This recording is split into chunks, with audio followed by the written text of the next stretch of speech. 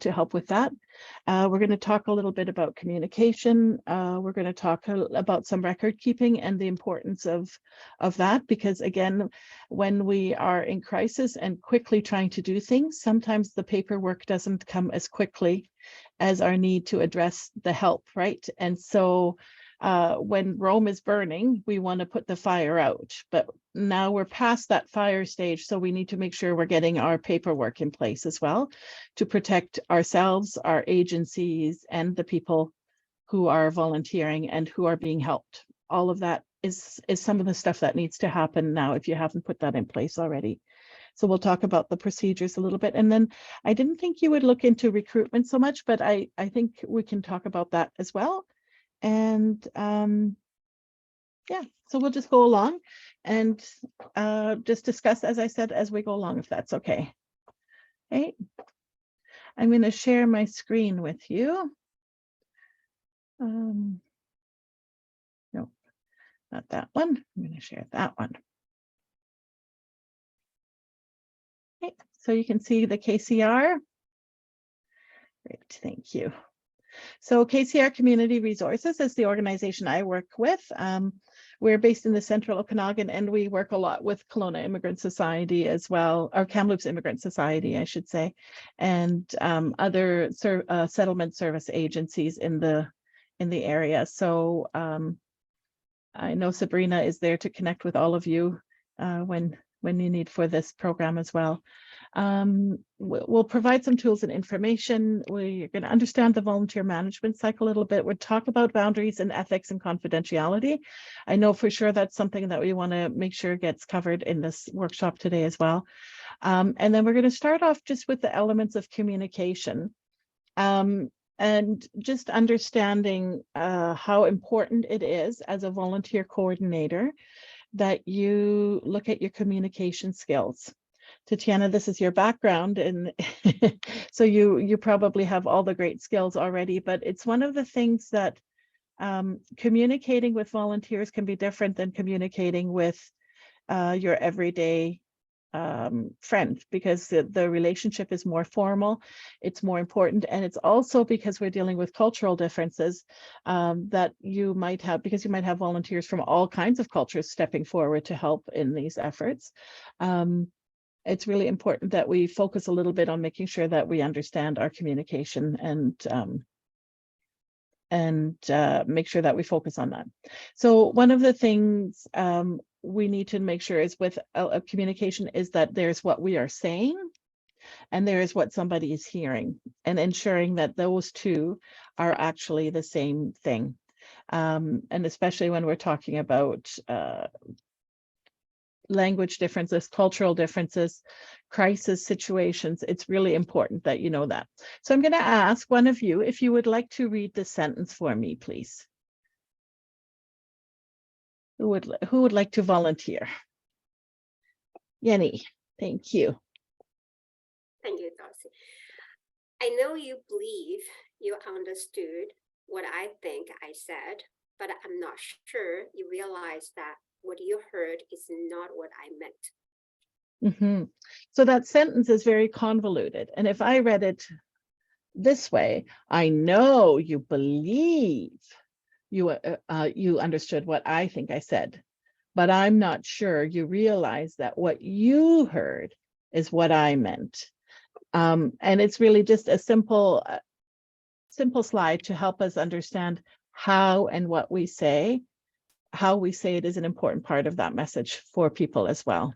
And so trying to be as simple in your language and as straightforward in your language when we're talking about with volunteers, and as clear cut as it can be, is really important. But our communication also relies on our own personal reality in a way, and so our own self-awareness about how we feel about things. So Paolo, you mentioned that being very passionate, then you can bring that passion to your communication with your participants and with your volunteers, but you also have to be careful that your passion doesn't override if somebody is trying to say something to you as well. right? So that we are really watching that we're allowing someone to share, and where are we stepping in to the conversation too much and not listening enough to the people in the room. So creating some self-awareness is important. It's being aware of how we're feeling, our motives, our intentions, our desires, our background, our past experience, all informs what we and how we present. And it's just who we are, but it's just really good for us to be aware of how we present in that way, so that it helps us be clear in our communication with the volunteers and with our participants as well. Our attitude comes forward in sort of how we think, do, and feel, and all of those pieces are important. So if we're feeling passionate, we can sometimes be so excited, as I said, that we don't listen, or we don't stop to we don't stop to hear other people. But if we're too quiet, that can seem very hard for people as well, because when we're quiet, people sometimes feel like, oh, I'm saying the wrong thing, and oh, she's very quiet, I must be doing something wrong. So making sure that we're still communicating, even if we are trying to just let people speak in that. Does that make sense? Yeah, okay. And then also thinking that we're making sure that we're taking the time and we're leaving the space for somebody to be able to tell us what they need, how they need it, and that we can hear that information and then think about supporting them in the best way. And I think it's really important, especially when we're in the helping field, that we are creating enough self-awareness within ourselves to know that we are helping people the way that they want to be helped, so that we're not assuming this is what they need, so that is what I will give them. Instead, being able to say, what do you need? And being able to hear that answer from them.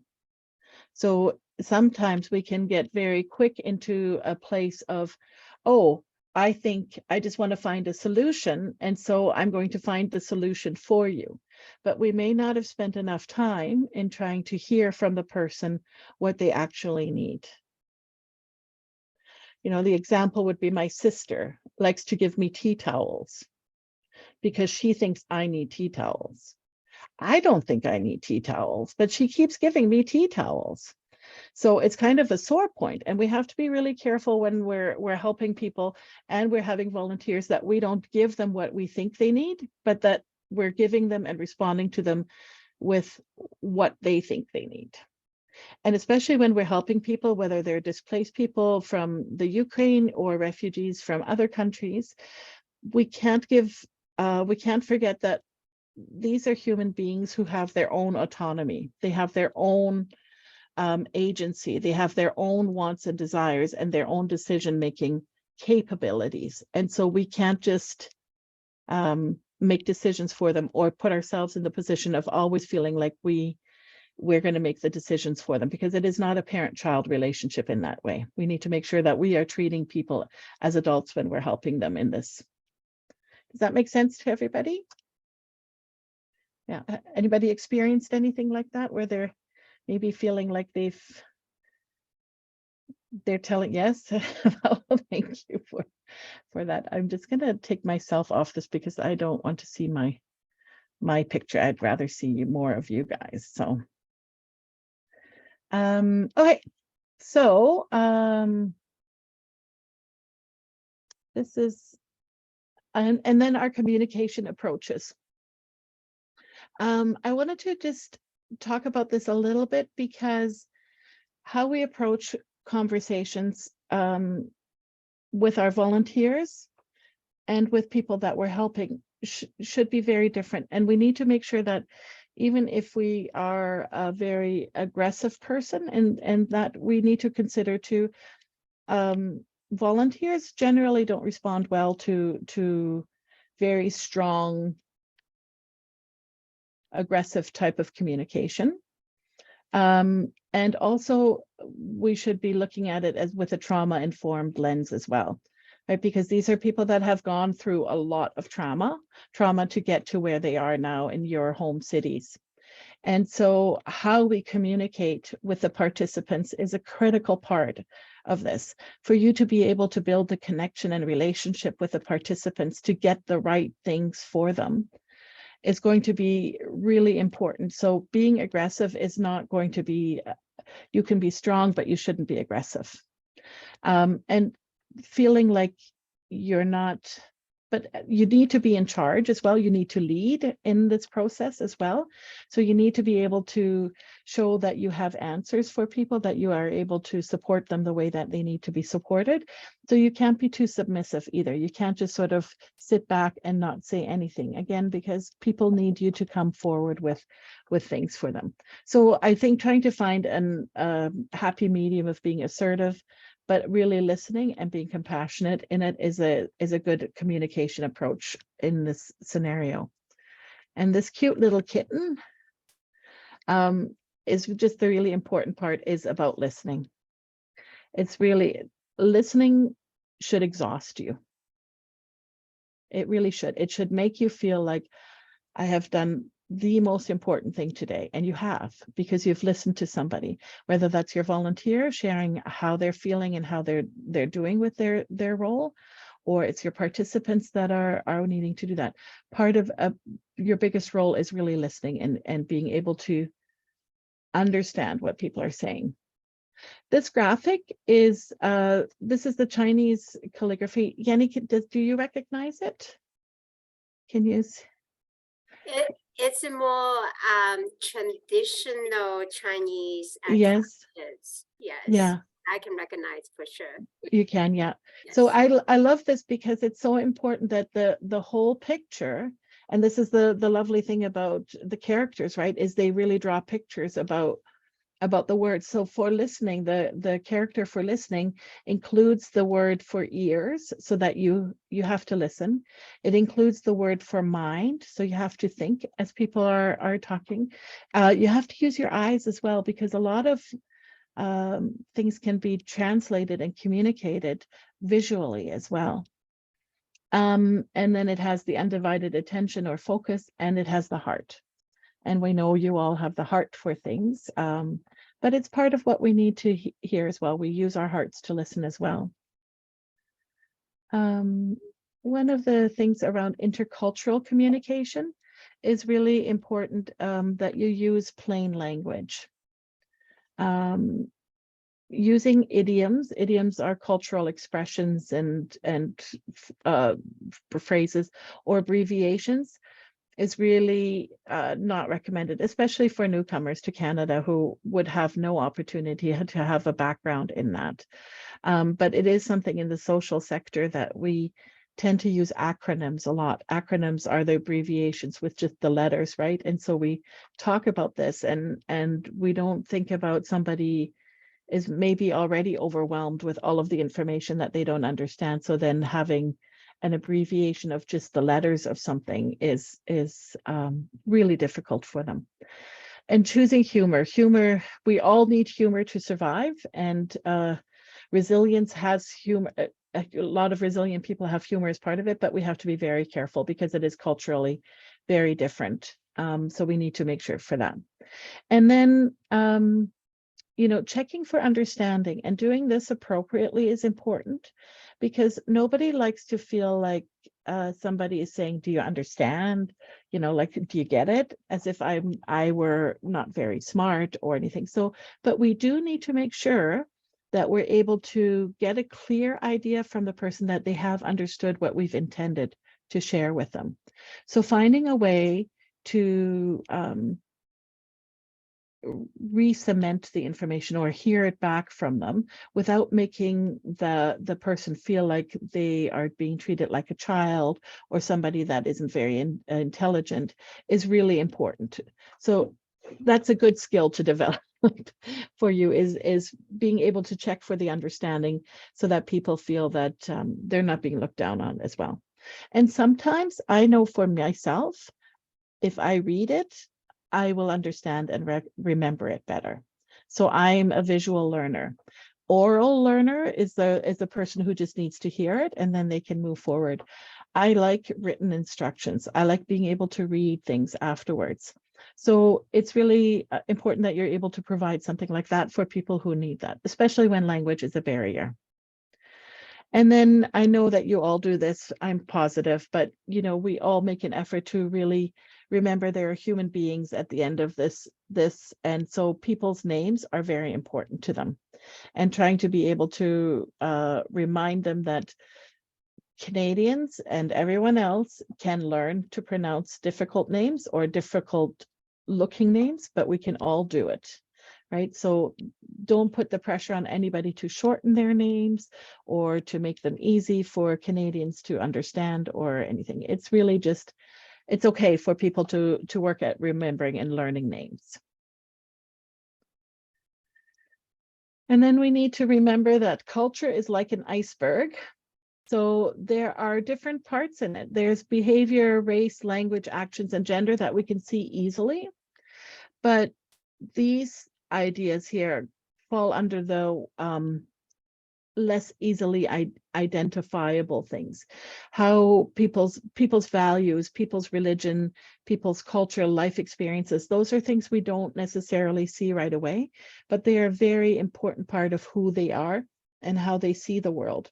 And so trying to leave enough space for that as you're working with your participants is really important. And that includes both volunteers and your participants as well. Any questions so far?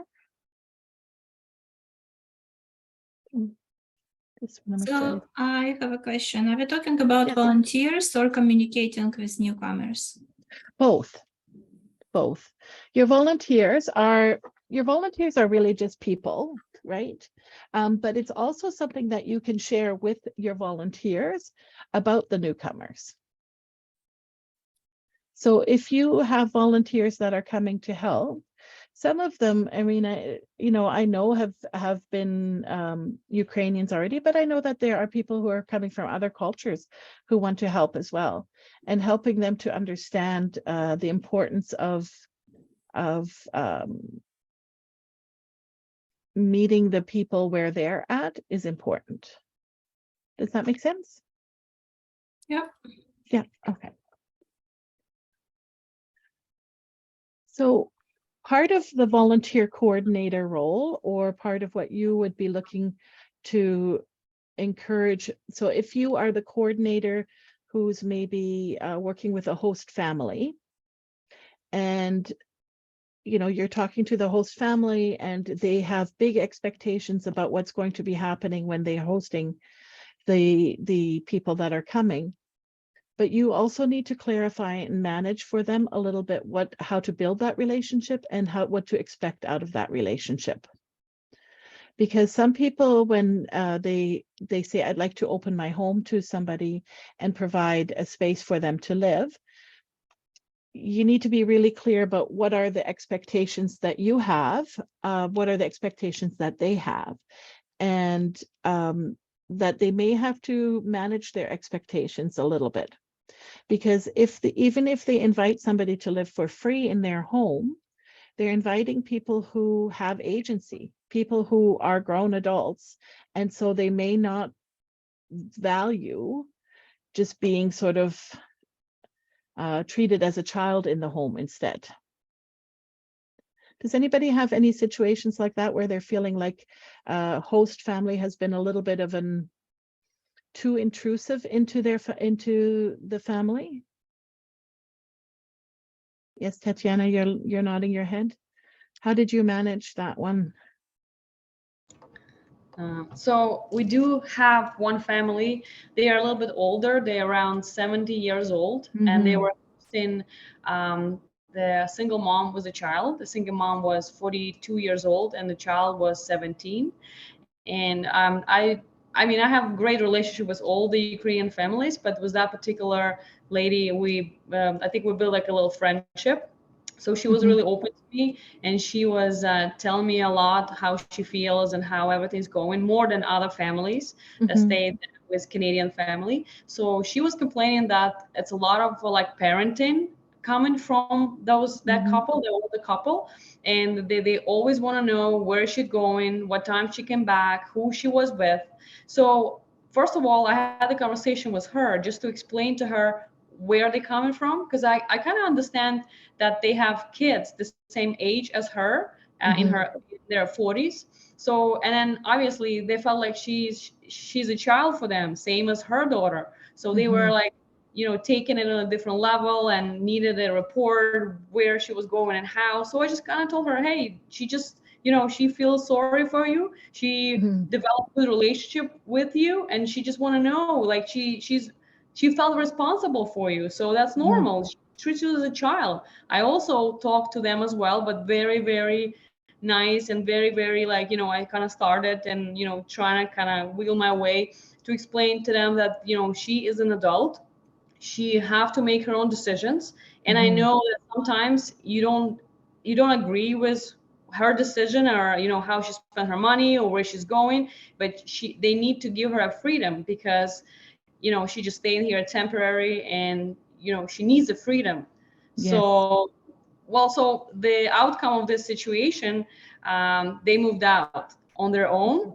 But the funny part, they rented a place from their son, who is Ah, 42 years old, and had a basement for rent. So they moved out because she really wanted to have her own place, and she was really worried how that son of that lady would be super, trying to controlling, and giving advices and making her do stuff. But I said, no, they're in their 40s. They just want, somebody to rent that place, somebody they know, somebody they trust. You live in her parents' house. So now she's on her own. It costs her some money for rent. Of course, it's not free, but everything's good. The That's problem great. fixed. Yeah, that's great. And it sounds like you really managed it well in trying to address both people and to get them to see the middle ground, right? The understanding of this is where this person is coming from and this is where this person is coming from. But just because we're in a helping position, that doesn't mean we get to make decisions for people, right? That exactly as you said to the older couple, even if the house is for free, you don't get to make decisions for everybody. But also, building an understanding of where they're coming from in the participant part of it, right? So Right. that's great. Good. Thank you. Thank you for sharing. That's awesome.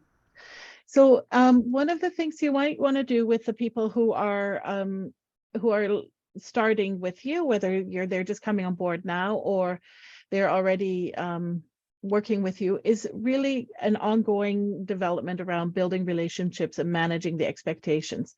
And we've seen this a lot as well with refugee families that come through the refugee programs, and if they have a private sponsor, some people feel very entitled to make decisions for it, but it's really that's not the role. The role is to provide support and come alongside people, and still remembering. So the beginning of a mentoring or helping relationship, the beginning is always, everybody feels good, everybody's excited, everybody wants to build this thing. And then you go into the building part, and then there's also the closing or transitioning.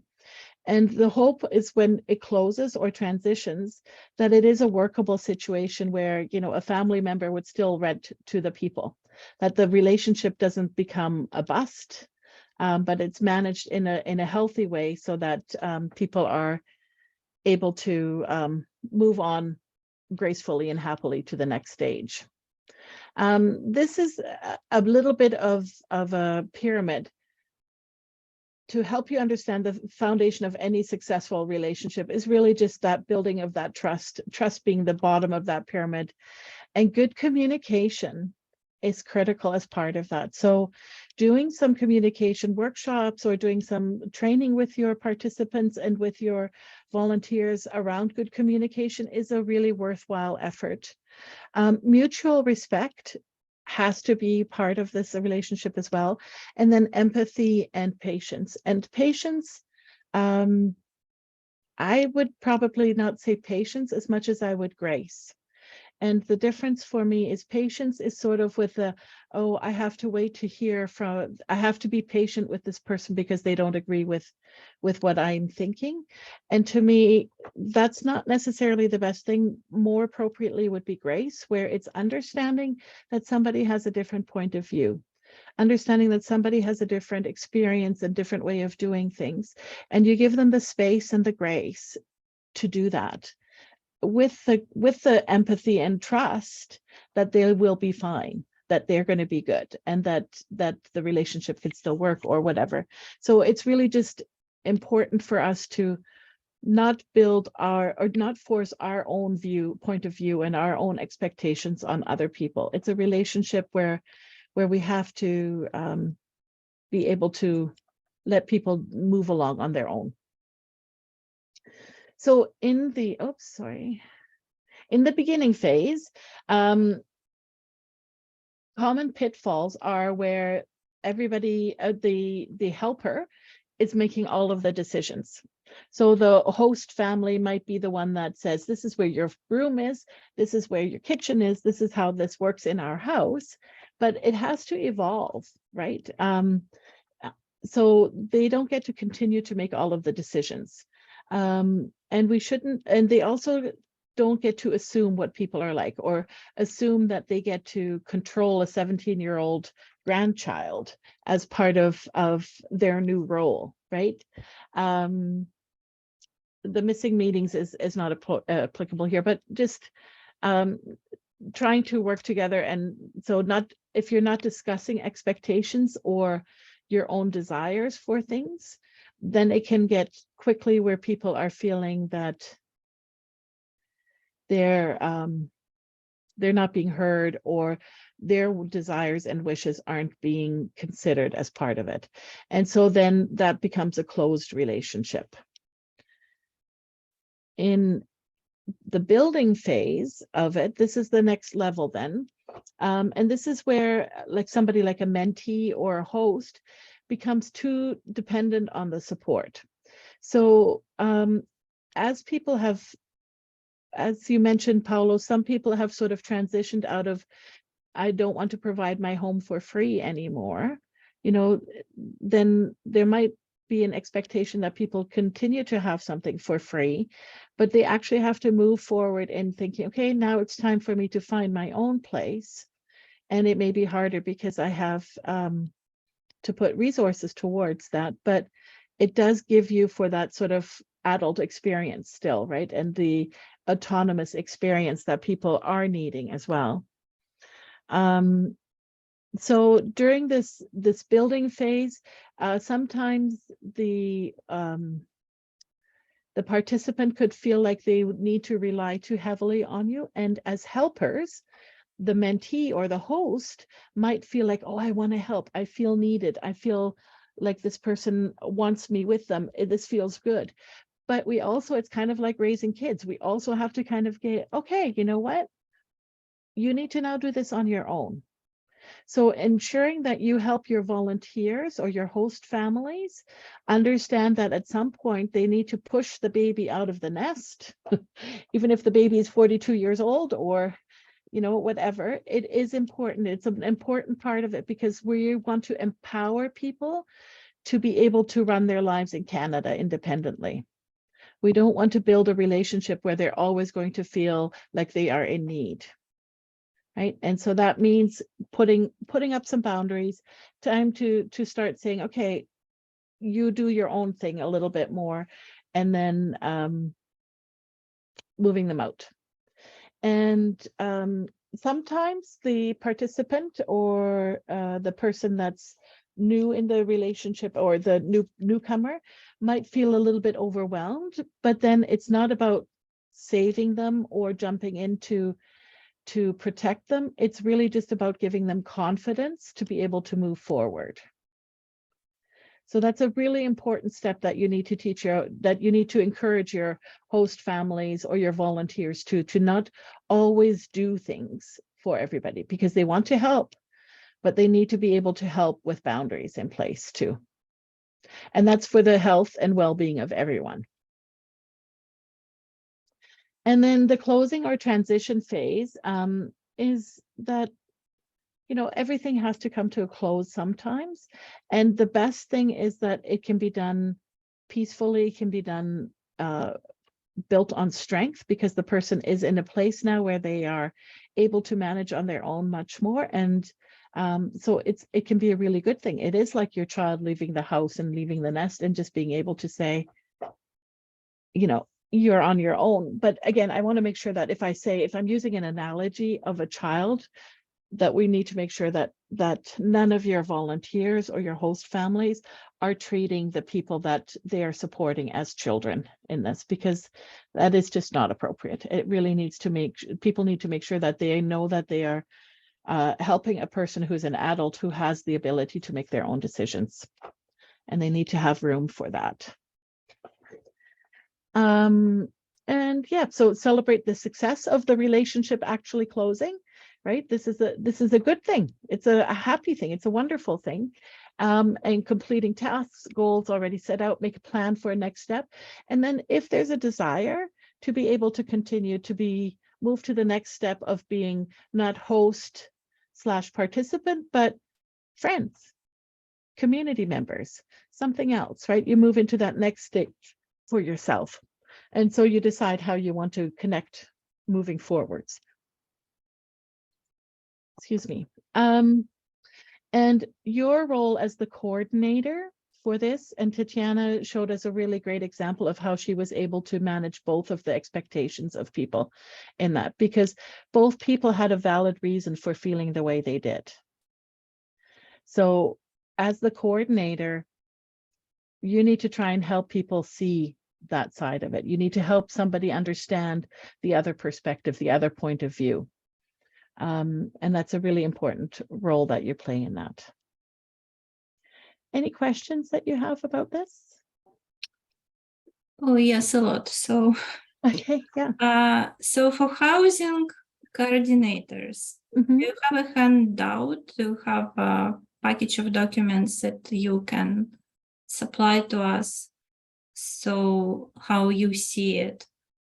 Because I'm just wondering where it falls, you know, what agency should take responsibility for housing, because it seems in some communities it's done by some organizations, settlement agencies. In our community, KCR doesn't do it, as I understand, right? But people still need housing, they're asking for help. So it created this kind of job for volunteer associations. And it's a full-time job. Like, is there a grant for it? Because volunteering coordinator, I don't think, like, I don't know, it's at least, I don't know how many hours a week. It requires lots of hours, meeting families, yes, talking to them early in the morning, later in the evening. It's a big job, and where it leaves us, you know, with responsibilities and what we are responsible for. Do we just connect people and leave it as that? What happens if there are, I don't know, evictions or somebody cancels at the last minute? Like, like lots of situations, it makes me almost not wanting to do it because I know if there is no backup plan, it will backfire, and it backfires all the time. It is a really tricky situation because you know, this is the thing with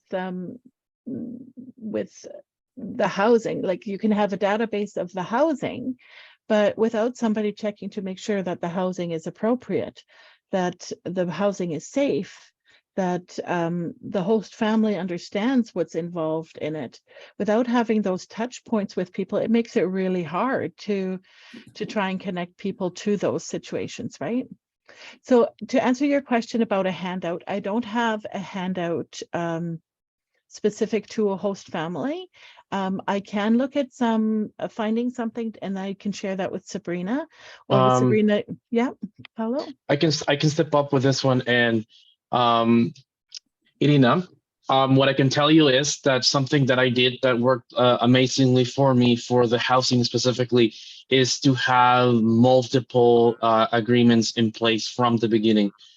I know it takes time to talk to the families. I think that has been in the Ukrainian effort. It has been the thing that takes the longest because host families have hundreds of questions of food security, transportation. There's multiple aspects. But the one way that I found that worked amazingly from the beginning is what I called is my housing agreement.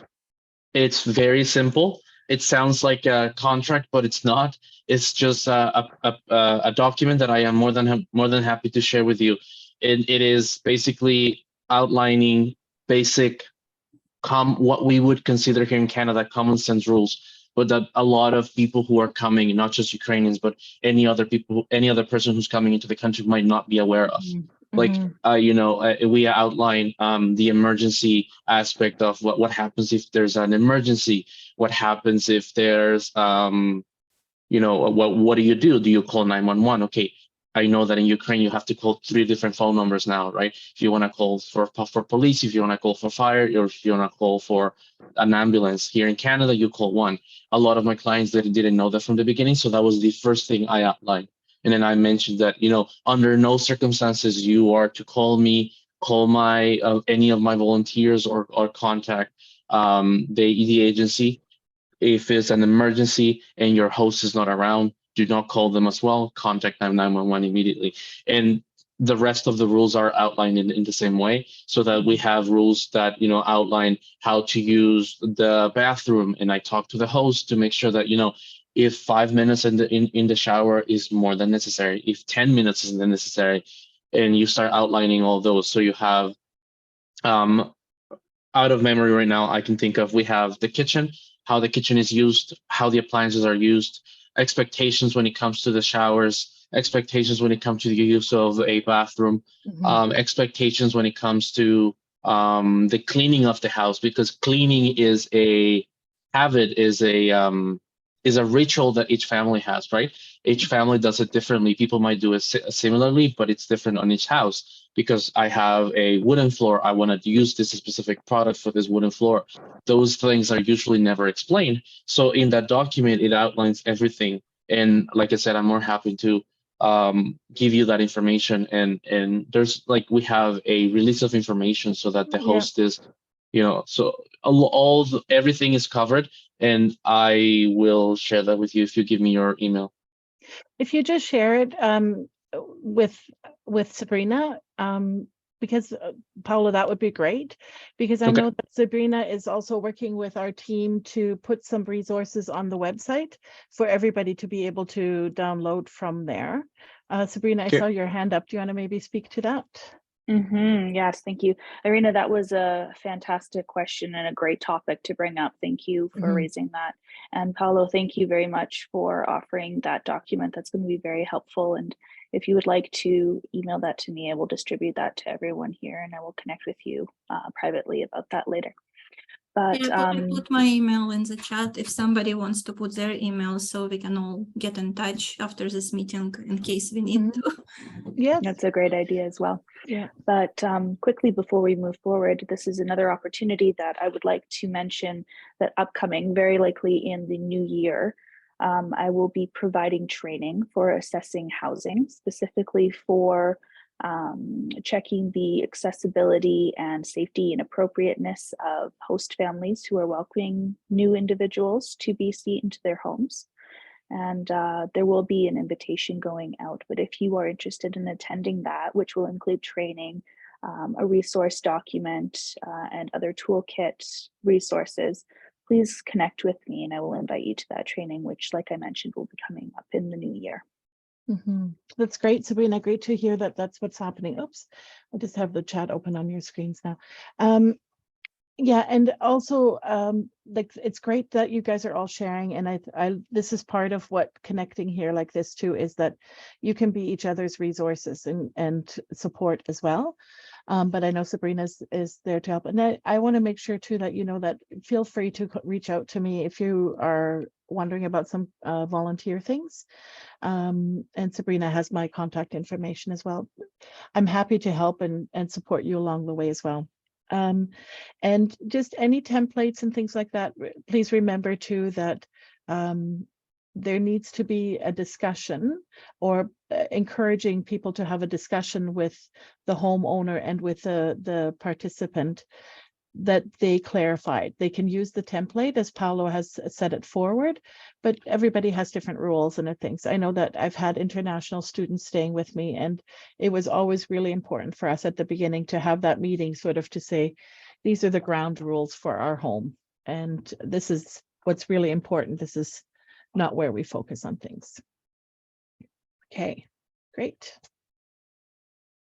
So just I wanted to touch a little bit on important considerations that you need to make sure you understand as volunteers and as volunteer coordinators. You have a duty of care that you are responsible for, so that if you put a volunteer in a position, your duty of care is that you have vetted that person, that you've interviewed them, that you have had discussions with them, that you have put them through a criminal record check if that's what part of your procedures are required, or especially if you're dealing with vulnerable people, which obviously in this case you would be dealing with vulnerable people, especially when we're talking about single moms and kids in homes.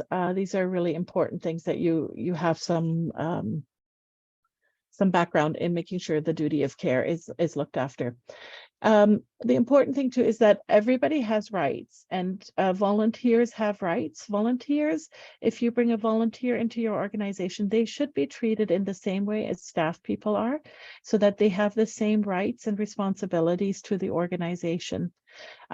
Because they don't get a paycheck doesn't mean that they don't have the right to be supervised properly. They don't have the right to an orientation, that they have the right to space and to an opportunity to discuss concerns, that they have anything that an employee you would have, a volunteer should have as well.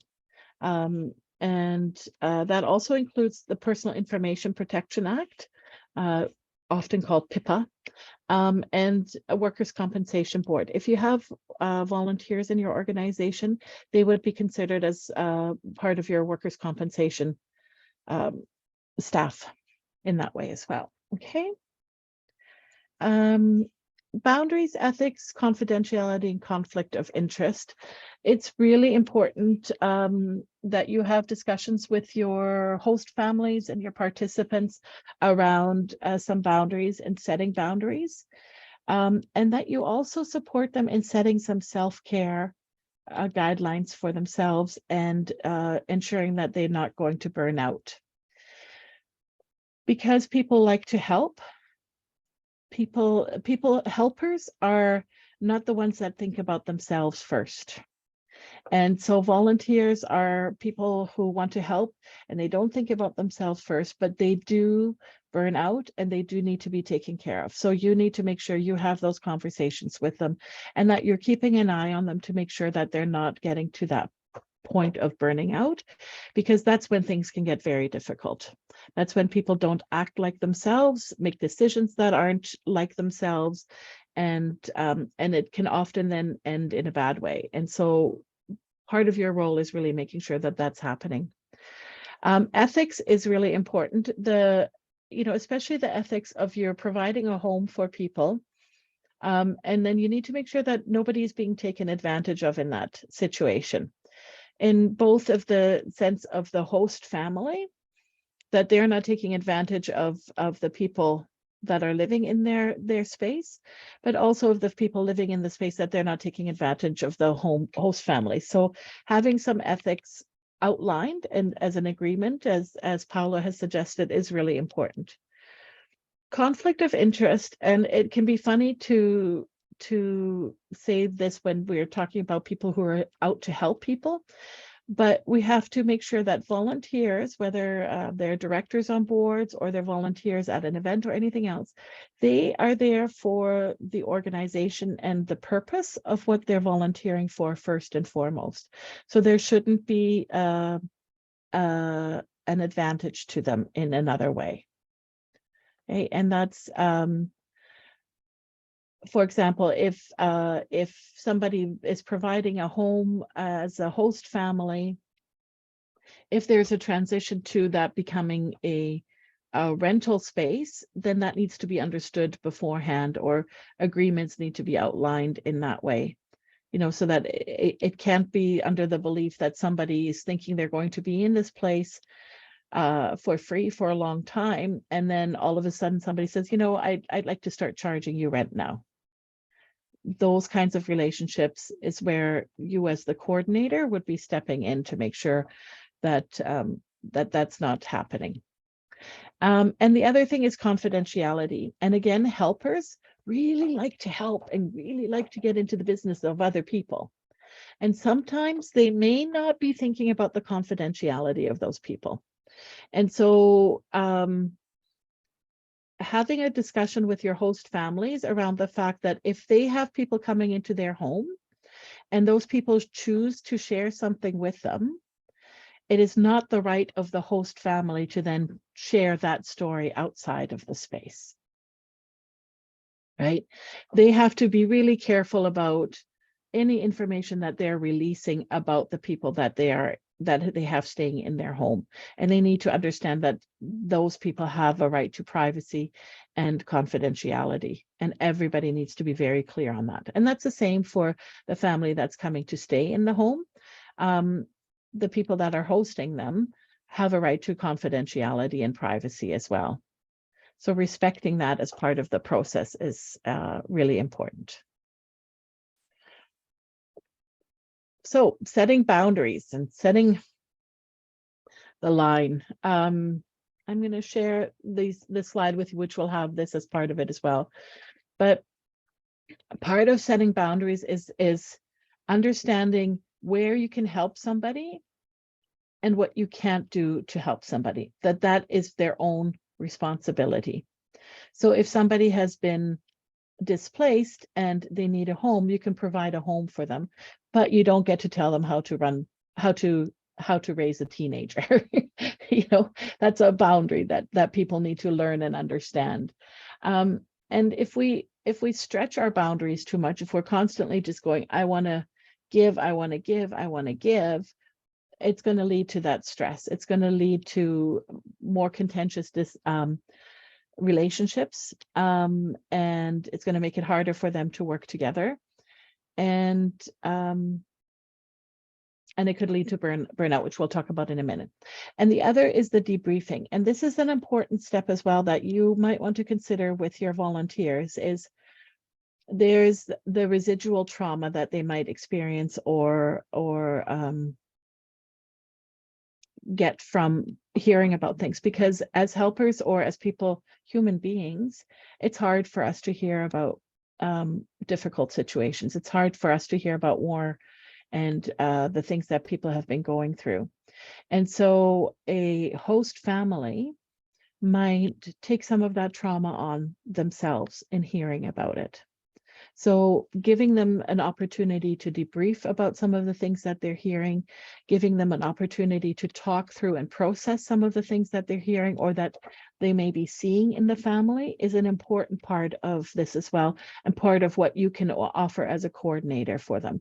That doesn't mean you are the person that they debrief with necessarily, but that you find a community volunteer that's able to provide some counseling maybe, or you provide a connection to other resources that you're able to do that. But especially because we're dealing in a situation here with a lot of trauma and people who have been experiencing trauma, the opportunity to provide some mental health supports is an important consideration for you as the coordinator for it.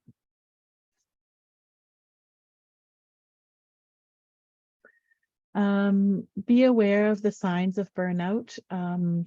You know, increased irritability, kind of like everybody's wrong, and getting agitated really quickly, really starting to get triggered by other things, and having less acceptance and less grace for things is really important, or being able to going on and on about something. Those are signs of burnout. And detaching emotionally is because you're feeling overwhelmed with how how much emotion you've been dealing with. And so then starting to detach like that can be a sign of burnout as well. And it's important for you as the manager, the coordinator, even if it's happening to yourself, that you are saying, you know what, this has been too much. And you have all shared how much you are doing. So I don't know, but I would think that all of you might be having some feelings of, boy, how do I continue this, and how do I go on with it? And getting some support for yourselves and for your volunteers and for your host families, I think, is really important as part of it.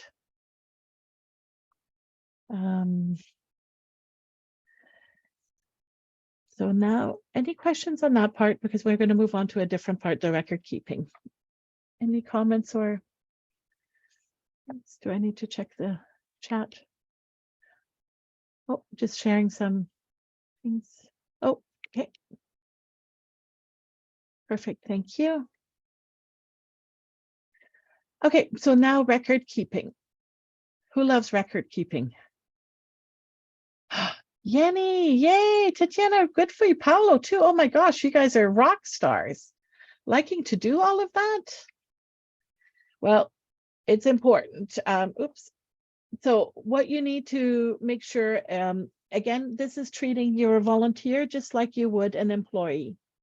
An employee you would have a employee file on. You should have a volunteer file for each of your volunteers. You put in there any their resume, you would put in there their contact information, you would put any issues that have come up if you're needing to maybe work with your volunteer and address some issues. That would be an important thing to keep in your records as well. You want to make sure you are doing your program evaluation, keeping part of it. You're recognizing the volunteer contributions. And then you want to make sure that you've got some notes in there about any risk management that you've put in place or program monitoring that you've put in place with them as well. So, and also, of course, your criminal record checks and all of those things would be part of that as well.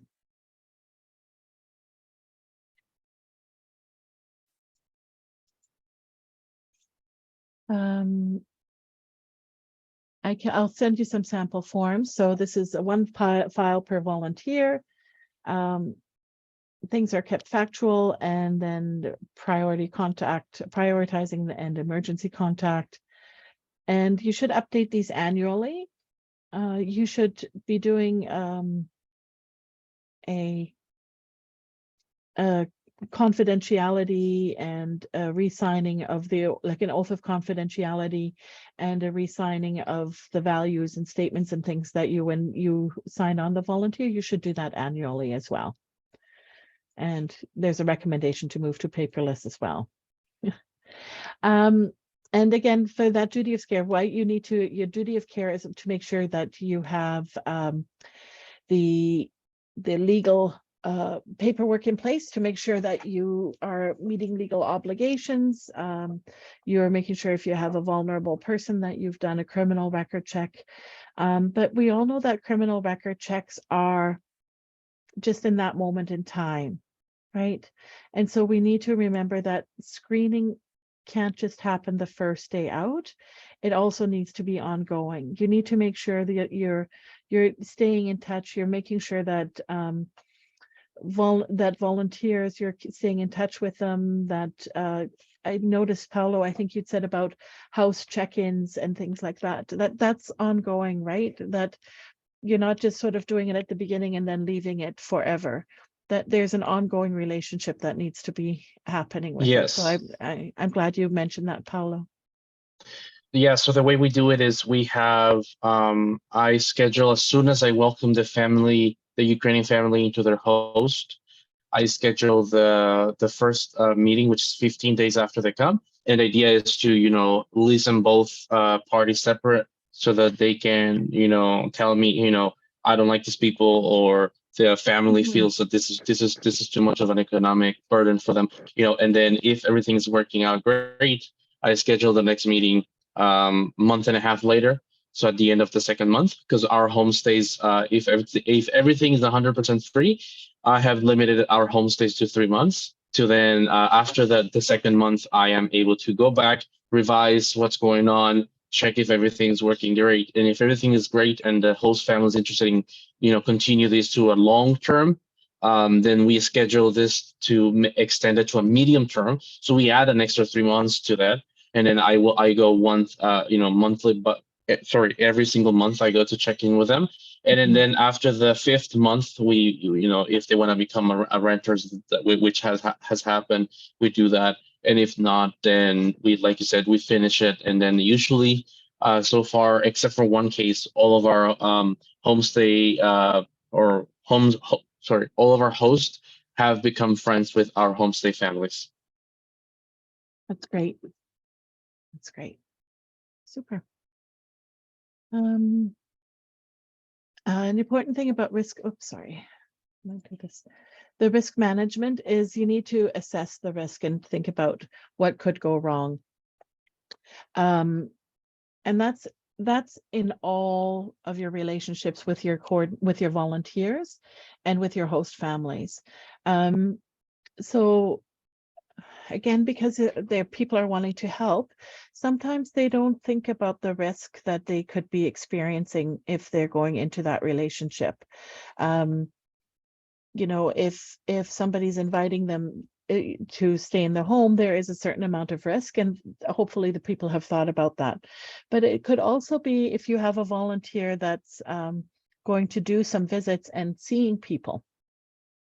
How do they go and visit people? Is it a single volunteer that's going by themselves if they're maybe helping with groceries?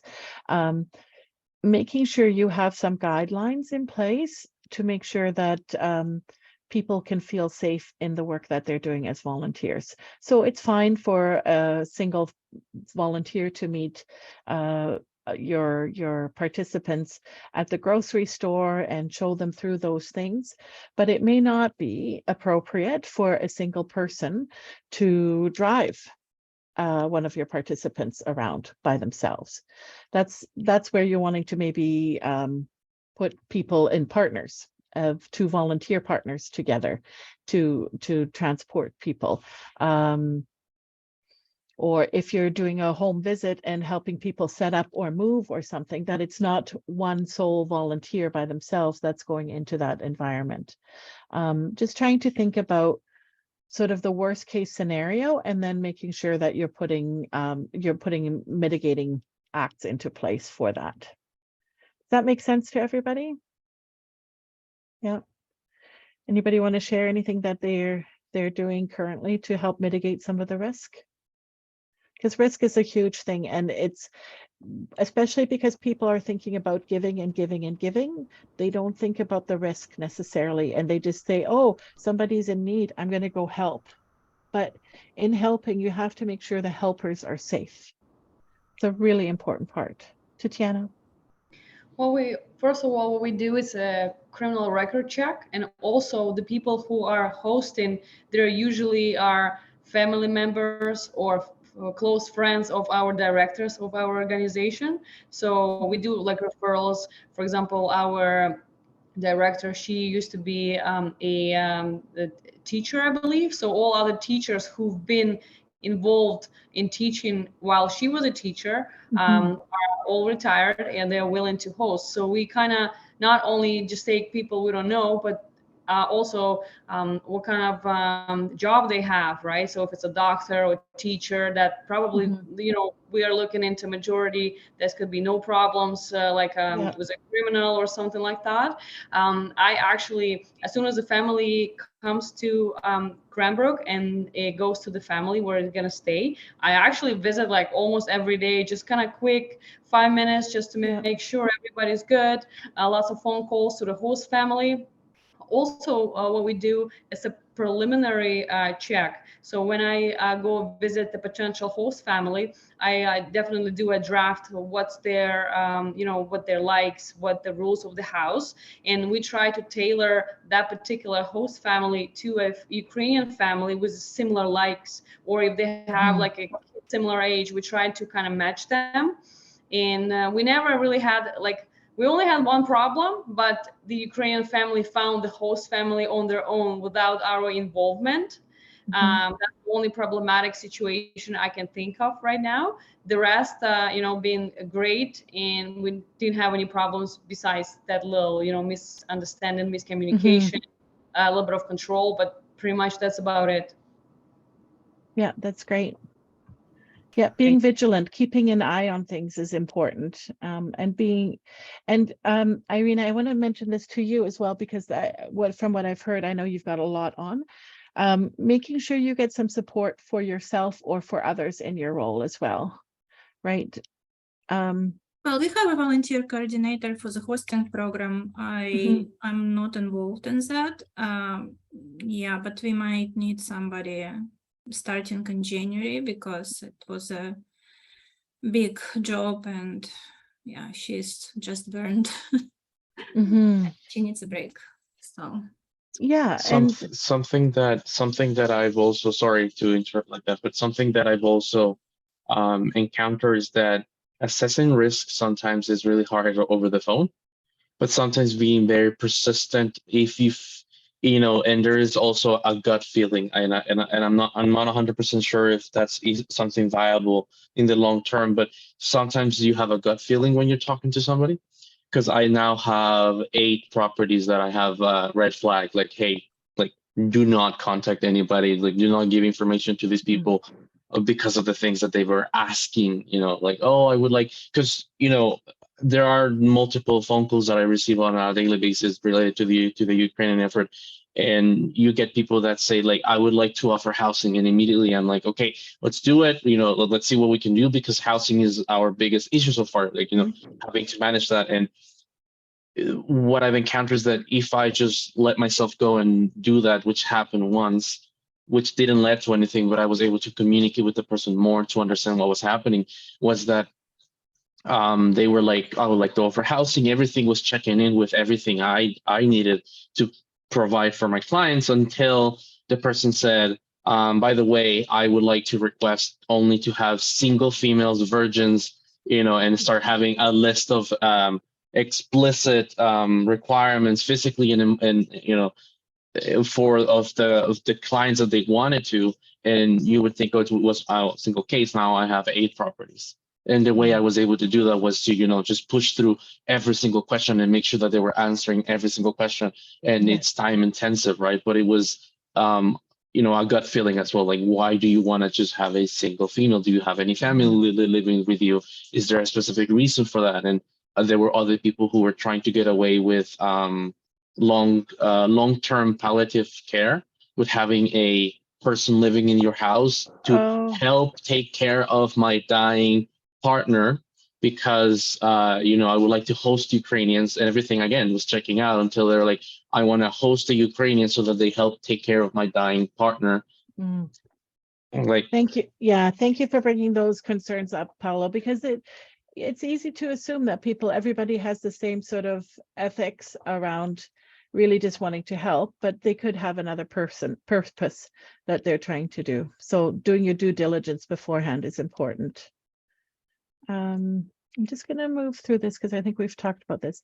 Do you feel we should talk about job description at all? Do you have job descriptions for any of your volunteer roles? Yeah, you do, Tatiana. Jenny, you do. Okay, so maybe we'll just, because I want to make sure that we get through some of the other things. It is really important. A job description, just as a quick and easy, it helps manage expectations as well. It tells people, this is what I want you to do. This is how you're going to do it. And then it just helps clear that communication for everybody. And we've talked about the host job description, what is involved, what isn't involved as part of that as well. really important that you consider the position, what their commitment is. The reports to, even as volunteers, it's important to clarify who they talk to and who they connect with. Again, it's like a volunteer is like an employee. So knowing who their supervisor is, or who they need to have communication with, is an important part of the orientation. And then what's in your volunteer handbook? And this, I don't know if you have a volunteer handbook, but it would be helpful to have some things to include. You could do something that includes the welcome, understanding the roles and expectations, being transparent about what's involved. And that's just really clearly identifying what your organization is about, what's the expectation of volunteers or host families, know where to get more information. It's both good for any relationship in this dynamic. And it should also include a supervision, evaluation, and then the recognition and benefits, and the organizational chart and contact list. Your volunteers should always feel like they know who to talk to about something. And you might want to have some volunteer application forms or host family application forms. Paolo, you're doing that as an interview right now in asking those questions. And I agree with you that talking to somebody is different than having them fill out a form, because it helps you to get a better sense of the person. I am going to ask you, though, to make sure that in that relationship as well, you also check your biases. Because we all have biases where we lean, or we like, or we don't like things. And we need to make sure that, especially because we're talking about cultural groups and things, that we're making sure that where our biases are as well. And oh, I don't do this. So this is the entrance interviews. Like Paolo said, being able to talk to somebody and getting a real sense for who they are, because you're connecting them with a person, with other people. So having a relationship or having a connection that's personal is important. And then you can do the initial type of sort of information and referral, where they might fill out a form. You can do some screening where you do a record check or a reference check or a background check on somebody.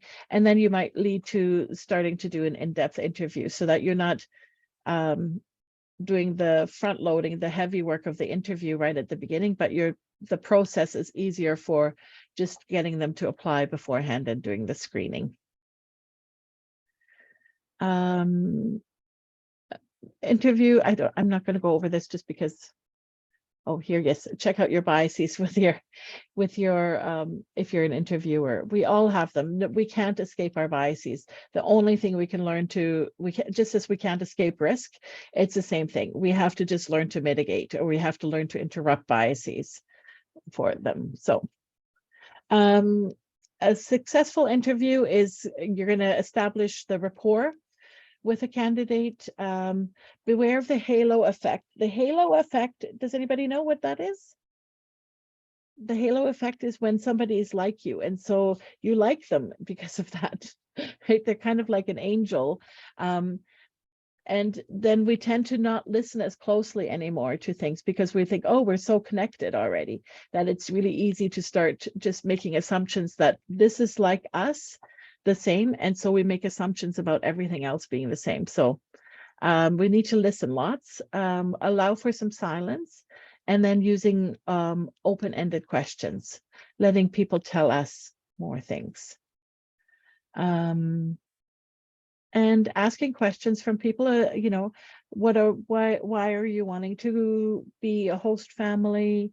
What experience might you have? All of those things can be questions that you ask first, and then you can lay the groundwork for the rules and things a little bit later. And as Paula said, don't ignore your gut. It's an important step.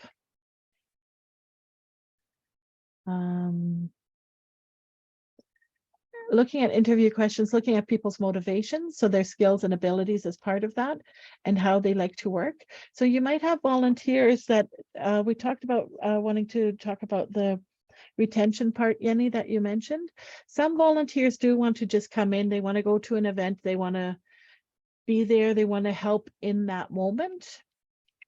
And so part of your screening and interviewing is kind of figuring that out, because if you find the right volunteer in the interview and screening process that can stay a little bit longer, then that's worth it, you know. But finding the right job for the right volunteer is an important part of why they stay as well. And so that interview part is a big part of retention in the end as well, because as you're talking to them, you learn a little bit more about what it is they want and need from this role. What are their interests? What motivates them? So that can help with your retention as well, and trying to find that right fit for them.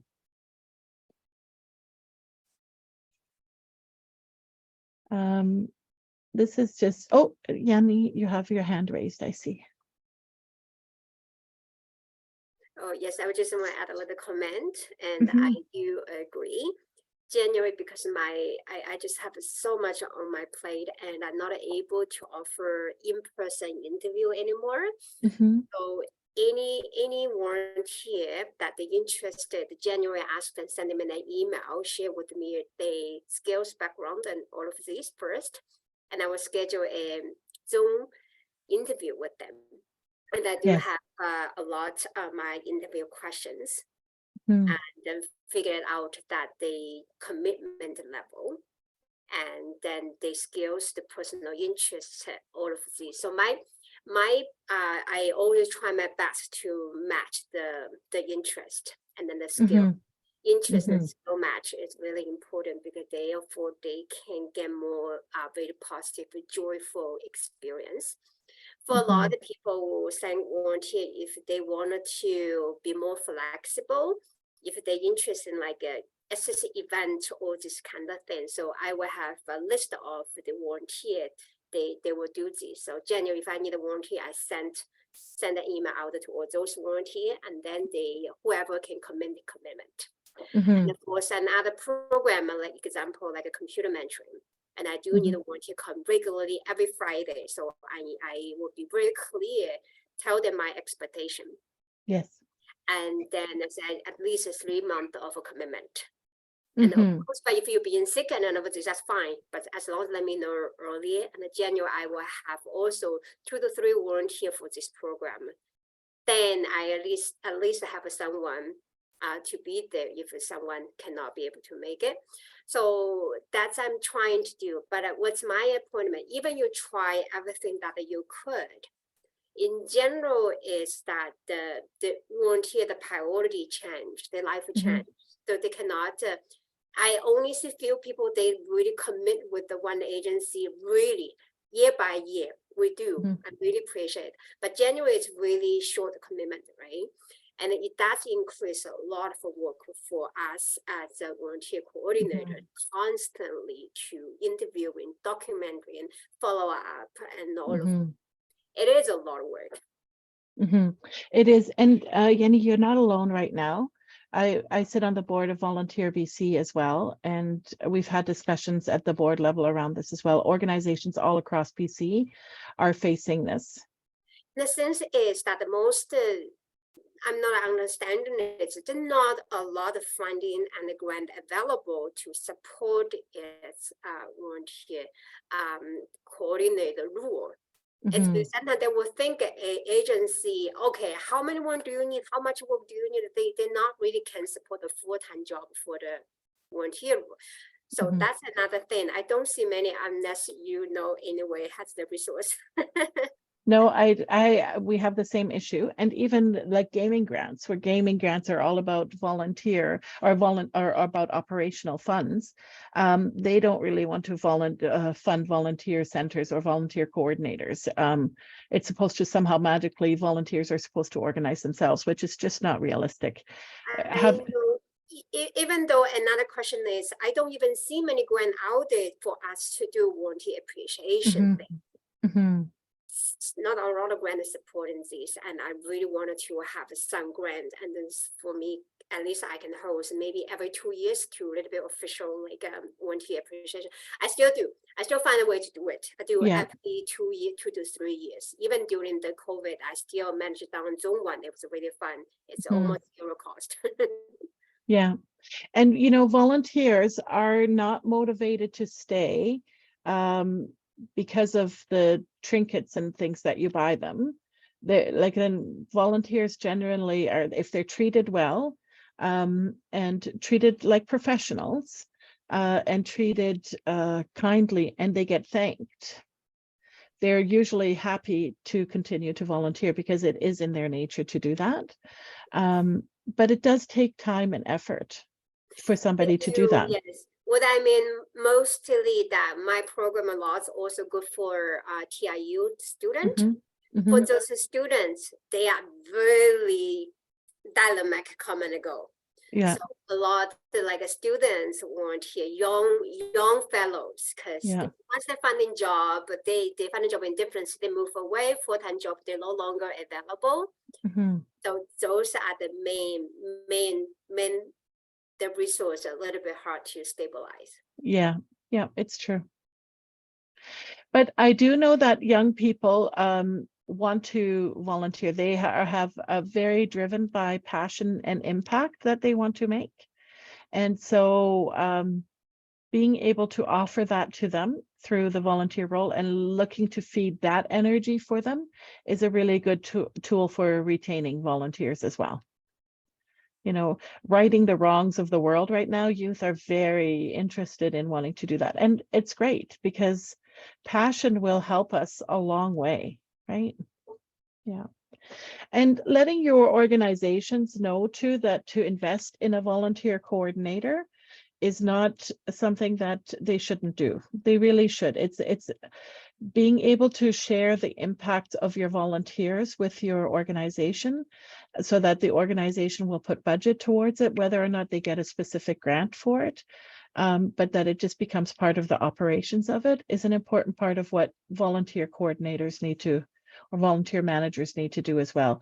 So that you need to track how many hours, you need to track the impact of those hours. You need to track what the cost would have been if you'd had to pay those things, or to show how much less you could do if you didn't have those volunteers. So advocating for your volunteers at the board and at the leadership level is an important part for sure with this. Okay. And when you're finishing your interview or whatever wherever, like closing the door with volunteers is important that you do that properly, because a volunteer that isn't activated or feels like they weren't treated well is a terrible thing to have in your community. Because volunteers like to talk, and volunteers like to talk to other organizations and things, and so it really reflects if you have volunteers that don't feel like they were treated fairly or were told that they couldn't do something with your organization, or if, like we talked about at the beginning, everything was so much you didn't have the opportunity to look after everybody right away. Now might be a good time to start thinking about, is there somebody within the organization that can go back and touch base with some of those volunteers to say, okay, we're at a point now where we can utilize the skills that you have. Are you ready to be activated into this program? Right? So instead of trying to find new people in the community, try and look back to see who hasn't actually been activated properly, and is there a way to engage them now with it?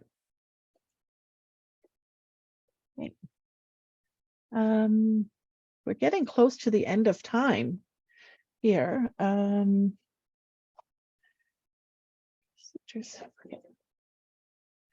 sometimes you need to say no.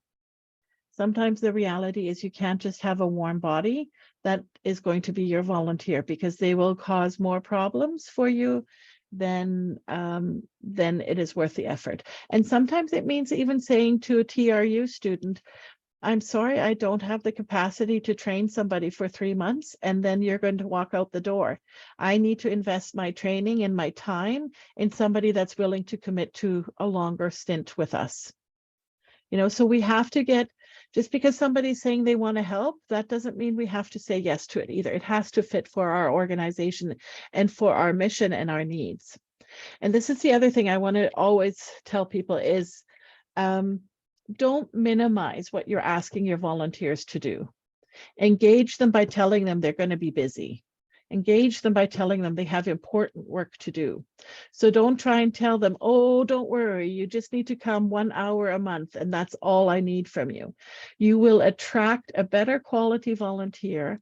You will engage a better quality volunteer when you tell them, I need you because I need you to commit to this job and I need you to do this job because of your skills, because of your knowledge, whatever reason.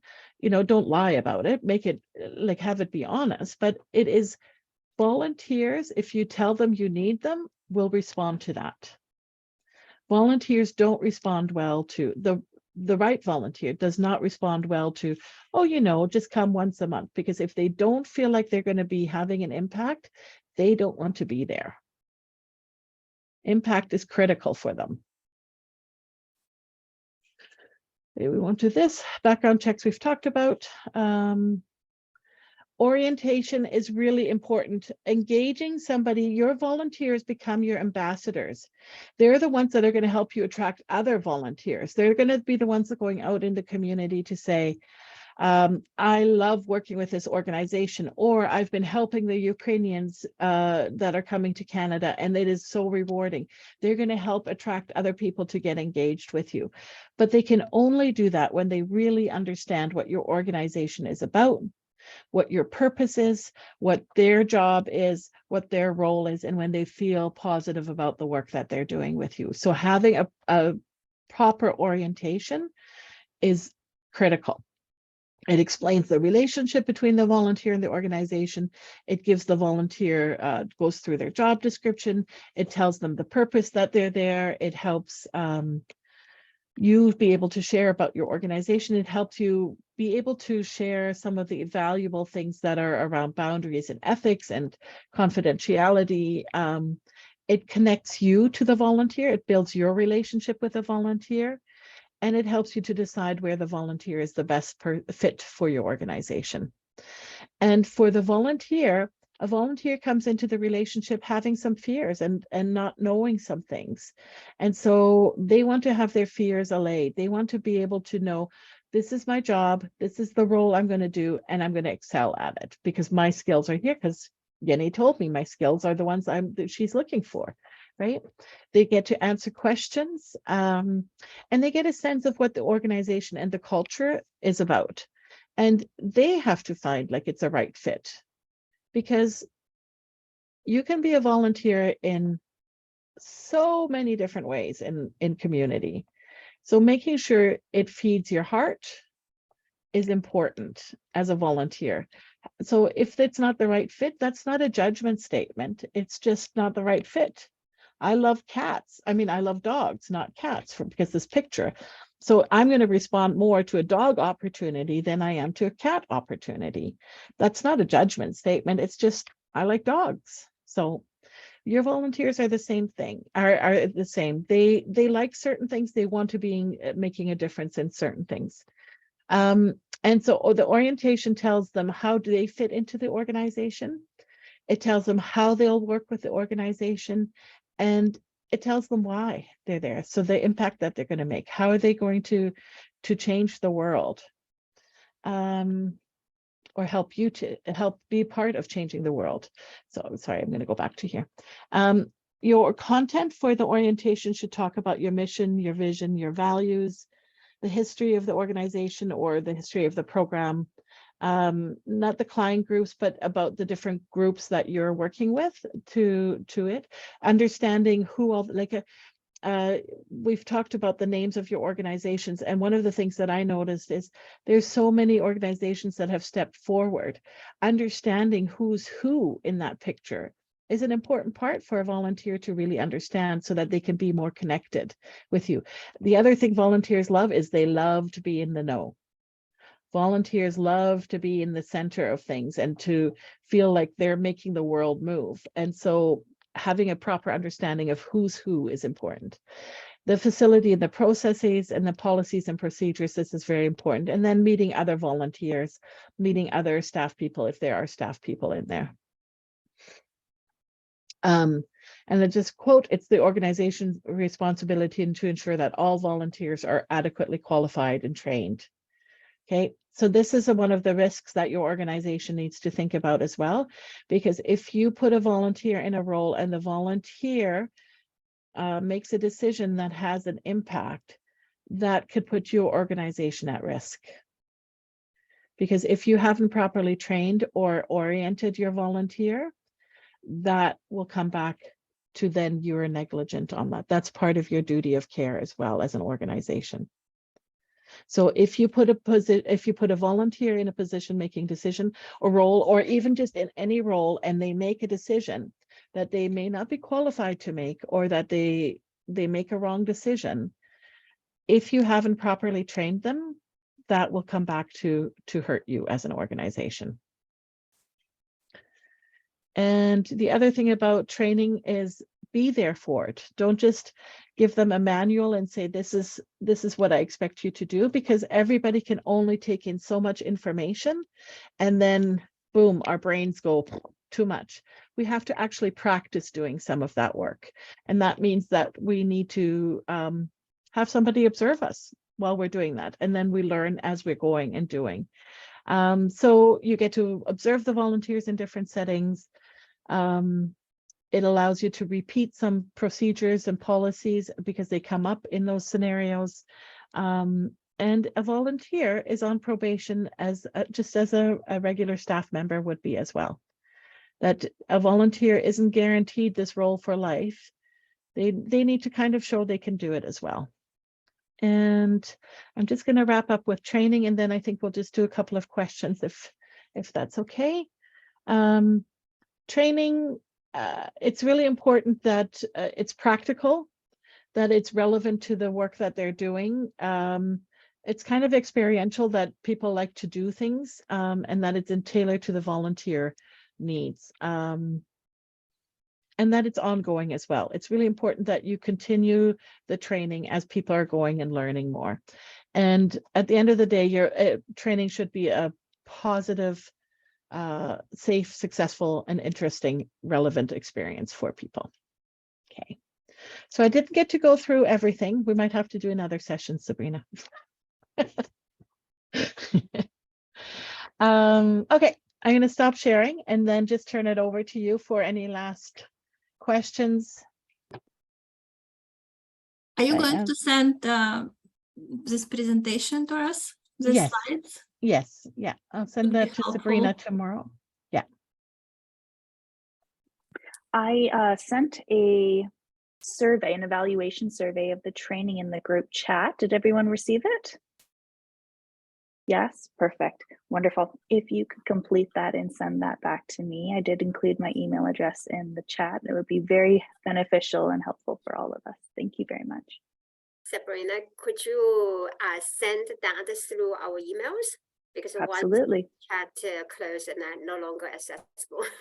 Absolutely, thank you, Jenny. That's a great point. And then Dorothy, if there is another this section, and then would you mind to touch base on the volunteer manager system? Oh, the system, yes. Oh, so yes, so we talked about, you wanted to ask about that. So I'll give you a quick,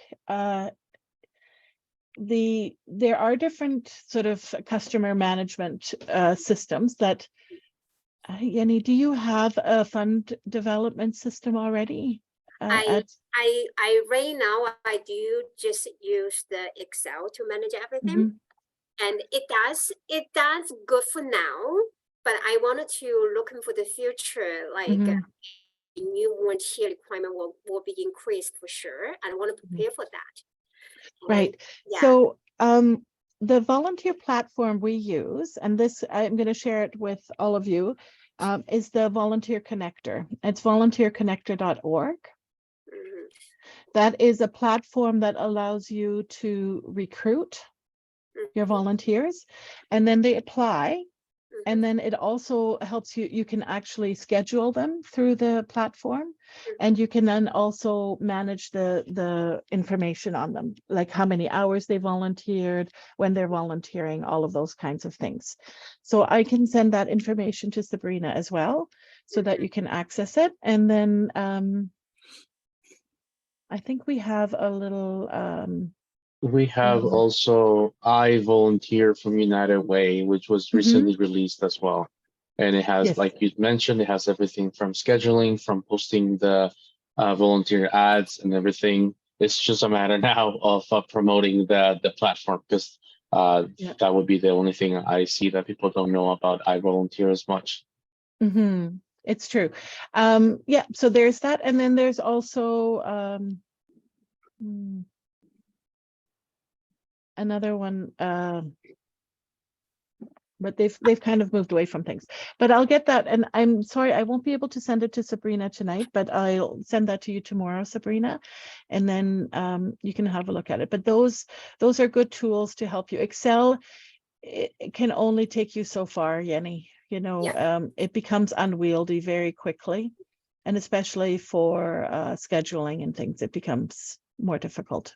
So, but some of you may already have existing platforms, like some organizations have Keela or other customer management tools that you could use as well with it. But I do like Volunteer Connector. So Okay, would you Yeah. mind send to Yeah. us, Sabrina?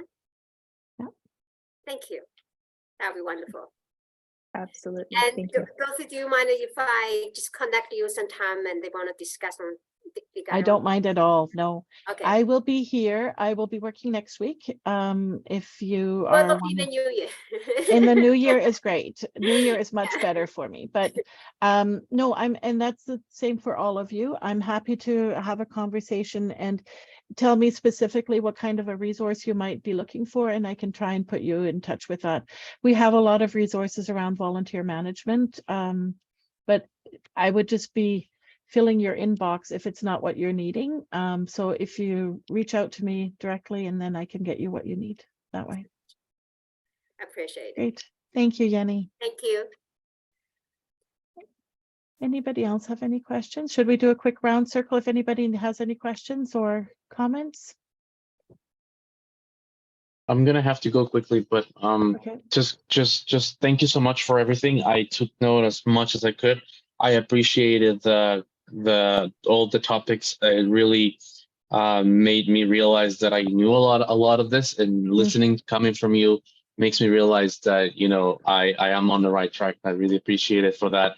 It was amazing, and it's beautiful to know that there's so much knowledge that I am actually not even aware of. So I took note of those that I'm gonna look into for furthermore, and I'll probably just email you about those.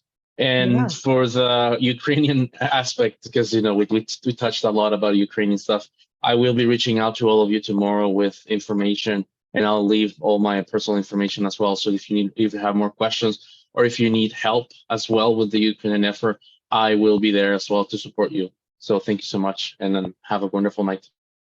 Thank you, Paolo. Yeah. Thank you. Thank you. Irina, did you want to say, you have your microphone off? Did you want to ask a question or? Oh, I don't know how it's off. Maybe it was off all the time. Oh, okay. Yeah.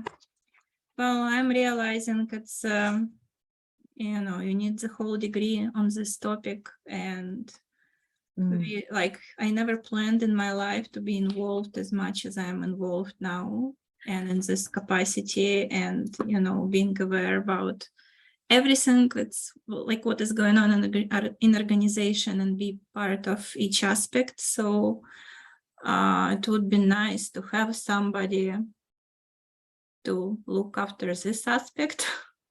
Well, so Irina, I'll put it out to you to, like I said, I'll be working next week. If you have some time during the day to connect, I can talk to you a little bit about if you wanted to post a job description for somebody to say, this is what we're looking for.